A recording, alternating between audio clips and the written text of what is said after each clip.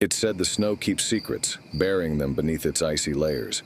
But some things buried in the frost don't stay hidden for long. 3 true winter horror stories. Like and subscribe for more. Every winter, my family and I escape to a secluded cabin deep in the mountains. It's a tradition my parents started when I was a kid, and it's one of the few times I feel truly disconnected from the chaos of modern life. This year, though, I arrived at the cabin carrying the weight of a grueling work schedule and a recent breakup, hoping that the tranquility of the woods would offer some much-needed relief. The first 2 days were exactly what I needed. We hiked through frosty trails that crunched underfoot, drank steaming mugs of hot cocoa, and played board games by the fire. At night, the stars stretched endlessly above us, their light undisturbed by city glow. The silence was profound, the kind that feels sacred. But by the third night, that peace had turned into something heavy, something oppressive. It started small. When I stepped outside to grab firewood, I noticed tracks in the snow leading toward the cabin. They weren't ours. They were large, too large to be human, and ended abruptly about 10 feet from the porch, as if whatever made them had vanished into thin air. I brushed it off as some animal and didn't mention it to the others. No sense in spooking them over what was probably a harmless curiosity. That night, we gathered around the fireplace after dinner.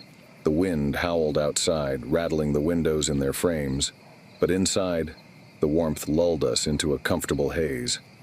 Then, just as my brother was telling a story, we heard it. A single deliberate knock at the door. We all froze. The cabin was miles from the nearest neighbor, and the storm outside would make travel nearly impossible. Who could possibly be out there?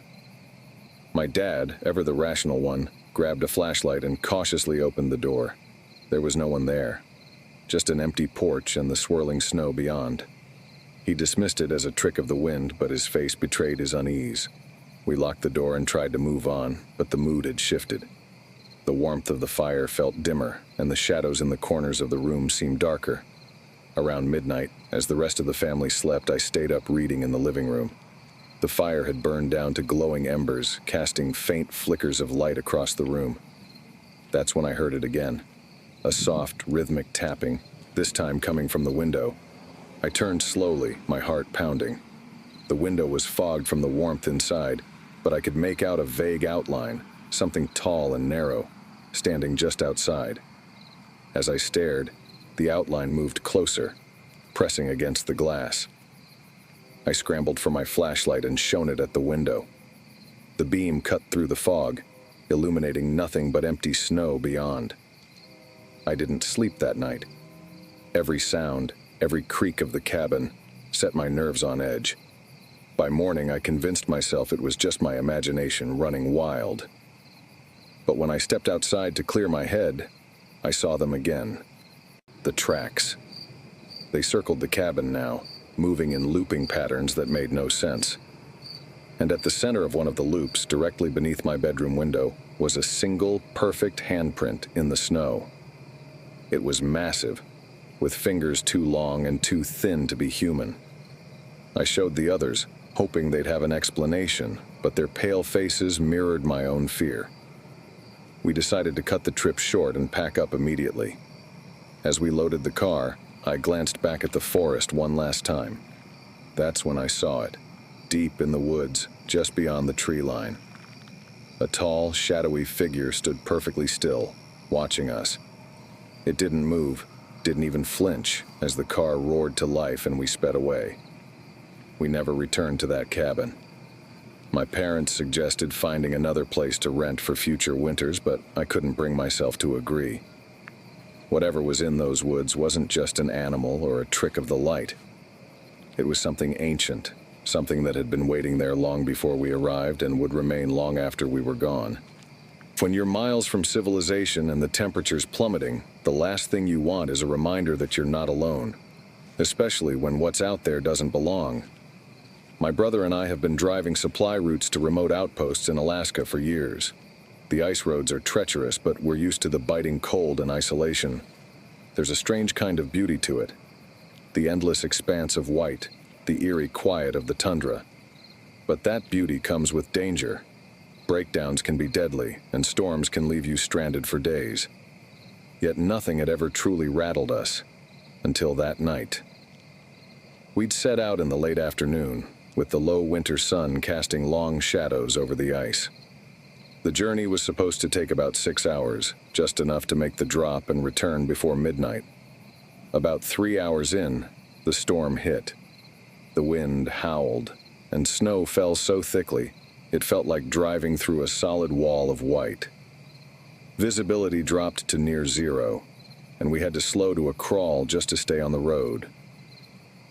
The first sign of trouble came when we saw the figure. It appeared out of nowhere, standing directly in the center of the road. My brother slammed on the brakes and the truck slid, narrowly avoiding the ditch. The figure didn't flinch, didn't move at all. In the brief moment the headlights illuminated it, I could see it was unnaturally tall, its form obscured by what looked like ragged, dark clothing. But what struck me most were its eyes. 2 faintly glowing points of light that seemed to pierce right through me. Then it was gone. One moment it was there. The next, the road ahead was empty. No footprints, no trace of anything having been there. My brother muttered something about fatigue and an overactive imagination, but I could see the unease in his eyes. We pressed on, the storm growing worse with every mile. As the night deepened, the truck's cabin grew colder, despite the heat being cranked up. I rubbed my hands together, trying to shake the chill, but it felt different, like the cold was seeping in from somewhere deeper, more invasive. That's when we heard the first knock. It was soft at first, almost imperceptible over the roar of the storm, but it grew louder, more insistent. A sharp, rhythmic banging that seemed to come from the rear of the truck. My brother pulled over, muttering curses under his breath, and grabbed the flashlight. "Stay here," he said. I watched as he climbed out into the blizzard, his figure disappearing into the swirling snow. He was gone for what felt like an eternity. When he finally returned, his face was pale. "There's nothing there," he said, his voice tight. But the way he gripped the steering wheel as we drove off told me he wasn't entirely convinced. I didn't press him, but I noticed the scratches on the outside of the window, deep, jagged marks that hadn't been there before. The storm raged on, and the road became harder to navigate. The GPS flickered, threatening to give out entirely. Then the headlights caught it again, the same figure standing just ahead in the middle of the road. But this time it moved. Slowly, deliberately it stepped closer, its glowing eyes fixed on us. My brother didn't wait for it to come any closer. He floored the accelerator, and the truck surged forward, but as we passed where the figure should have been, there was nothing. Only empty air. We didn't speak after that. The silence in the cab was heavy, broken only by the occasional groan of the truck against the wind. Every so often I thought I saw movement out of the corner of my eye, a shadow darting just beyond the reach of the headlights. But when I turned to look, there was nothing there. We finally reached the outpost just past midnight, shaken but relieved to see the lights of the small station cutting through the storm. The staff greeted us, their expressions turning grim as we recounted our experience. One of the older men nodded solemnly. "You've seen it," he said, his voice low. "The specter of the ice road. According to him, the figure has been haunting those roads for decades. No one knows what it is or where it came from, but everyone agrees on one thing. If you see it once, you'll see it again. And next time you might not be so lucky. Even now, years later, I still can't shake the feeling of being watched every time I drive those roads. The cold feels sharper, the darkness deeper, and I can't help but glance at the mirrors, half expecting to see those glowing eyes staring back at me. I never believed in curses, let alone stories of cursed places.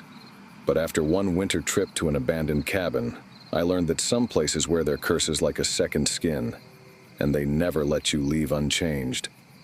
I've always loved the idea of winter hiking, snow-covered trails, crisp air, and the profound quiet you only get in the wilderness. So when my 2 friends suggested a multi-day trek through the backwoods of Maine, I jumped at the chance. It was remote and challenging, but we were experienced and prepared. or so we thought. The first few days were stunning. The forest was blanketed in snow, the trees bowing under its weight, and the sky remained an uninterrupted expanse of cold blue. We followed the trails during the day and set up camp each night, huddling in our tents while the wind howled around us. On the third day, however, the weather turned unexpectedly. By mid-afternoon, a heavy snowfall descended, obscuring the trail. We decided to push on, hoping to find a clearing or shelter, but the snow came faster than we could walk, and soon we were completely lost. That's when we stumbled upon the cabin. It appeared out of nowhere, tucked in a hollow between two ridges. It was old, its wooden beams gray and weathered, the roof sagging under the weight of snow. At first, we were hesitant. A place like this in the middle of nowhere felt wrong, but the worsening storm gave us little choice. We decided to stay the night. The door creaked loudly as we pushed it open. The inside was surprisingly intact. Basic furniture, a wood-burning stove, and even a few dusty jars of preserved food lining the shelves. We quickly lit a fire and settled in, grateful for the warmth and shelter. That's when the strange things started happening. It began with the whispers. Soft, barely audible, like the murmur of wind through cracks in the walls. But the storm outside had stopped. At first, we thought it was our imaginations, but as the hours passed, the whispers grew louder, more distinct. It sounded like multiple voices, speaking in a language none of us could understand. Around midnight, I woke up to a strange sound, a faint tapping, rhythmic and deliberate, coming from beneath the floorboards. I sat up, straining to hear, but it stopped as suddenly as it had begun. My friends were still asleep, so I convinced myself it was just the old cabin settling in the cold. The next morning, we decided to leave as soon as the weather cleared, but when we opened the door, the forest looked different. The trees were closer, their trunks twisted unnaturally, their bare branches reaching out like skeletal arms. The trail we had followed to the cabin was gone, replaced by unbroken snow. As we debated what to do, one of my friends pointed out something chilling. There were footprints circling the cabin, huge, misshapen tracks that disappeared into the trees. They hadn't been there the night before. We spent the next several hours trying to find the trail, but it was as if the forest was working against us. No matter which direction we went, we always ended up back at the cabin. By dusk, panic was setting in. That night, the whispers returned, louder and closer than before. The tapping beneath the floorboards started again, this time accompanied by a low, guttural growl that seemed to vibrate through the walls. None of us slept. We huddled together by the fire, clutching knives and hoping daylight would bring salvation. At some point during the night, the front door slammed open. The fire sputtered, plunging the room into darkness. In the faint glow of the embers, I saw something standing in the doorway, an impossibly tall figure, its outline shrouded in shadow. Its eyes glowed faintly, like embers, and it stood there, motionless, watching us. I don't remember much after that. Somehow we made it out. By morning, the storm had cleared and the forest had returned to normal. We found the trail and made it back to civilization, but none of us ever spoke about what we saw, or what saw us. I sometimes dream of that cabin, the whispers, and the figure in the doorway. And every winter, when the snow falls heavy, I can't help but wonder if it's still out there, waiting for its next visitors. Thanks for watching. Like and subscribe for more horror stories.